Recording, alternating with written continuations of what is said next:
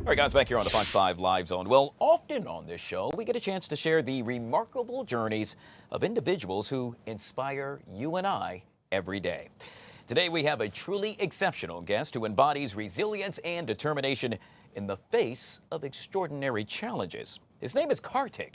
You should know this guy. Why? Because, well, he is a nationally recognized youth patient advocate and the president of Raregen, the world's largest entirely youth-led international rare disease action collective. By the way, he also developed an AI-powered brain-computer interface with, get this, 99% accuracy. He joins us now on the Live Zone. Khartik, thank you so much for being patient, my friend, and welcome to the show. Thank you for having me. But of course, so I am so curious and have so many questions to ask you. First and foremost, you work to really inspire other students to combine passion, innovation, and advocacy. How do you do that, sir? So I think that, naturally my advocacy started from my personal experiences having two rare diseases. And, looking back to 2020, when I was diagnosed with both of my rare diseases, there weren't many resources because it was the onslaught of the COVID pandemic. And, everyone was quarantined at home. There weren't many support groups or resources I could turn to. So my advocacy kind of started out of that. Frustration with the lack of resources available to people like me. And I feel like today I sort of continue the advocacy because I see it making like a direct impact on people within my community and people within the world of rare diseases. Yeah, and you do it all so well. And so, with that being said, you've gotten it done, but now you're trying to spread the word, if you will, and well, get your fellow classmates to do the same thing. Can you talk about the success rate that you've had doing just that, sir?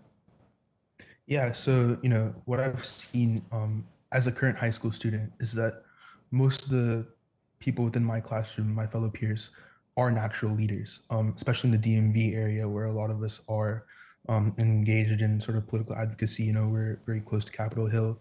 A lot of legislators pass by our area, so we're very interested in making an impact and making change, oftentimes through legislation as a tool. So I feel like getting the word out there about opportunities for people to get involved in change making projects or opportunities to influence groups or stakeholders that could benefit their life or work towards a cause was something that came naturally for a lot of people in my classroom. But showing the youth that we can make big impacts and we have the power to make big impacts, even as we're students, still learning in the classroom, was Yeah. something that was crucial. Yeah. You know what's interesting, Kartik? I'm sitting here listening to you, and one of the things that I'm thinking about is I could see you actually doing that with your fellow classmates. But then you got an old fogey like me that's still saying, you know what? I'm still trying to figure out this whole AI thing.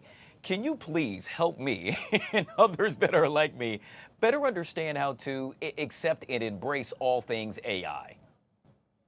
Yeah, so a lot of people are naturally sort of distrusting of AI because there's a lack of transparency around, how AI works, what we feed into it, and how it's getting the decisions that come out of it, as well as how we're regulating it. But I feel like what a lot of people have to understand, especially in the older generation, is that before AI, there were a lot of things that just weren't possible. Like for rare diseases within my own space, it was really difficult to get, sort of treatments or tools to help diagnose our causes or even figure out what the root cause was for some of the disorders that we face on a daily basis. So even though there are some negatives to AI, um, it's really important to recognize that there's been a large social benefit for people across the spectrum of like diseases who benefit from this on a daily basis. And I'd also want to stress that there's a larger effort to make these AI models transparent. And if you look at some of my recent papers in the rare disease space with AI, Yeah. I've been making specific sections on the transparency of these models so people can better understand it. And I think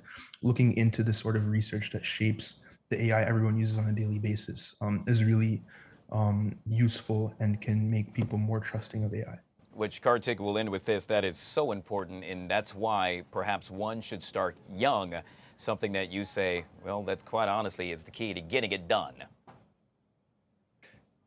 Yeah, I think that starting young has the potential to, catalyze change for the future because that's when we're Our heads filled with ideas. We're going through the early stages of life. We're figuring out, what causes we actually care about, and we have a lot of people to learn around us at school. Like naturally, our schools are very diverse in the DMV area, especially.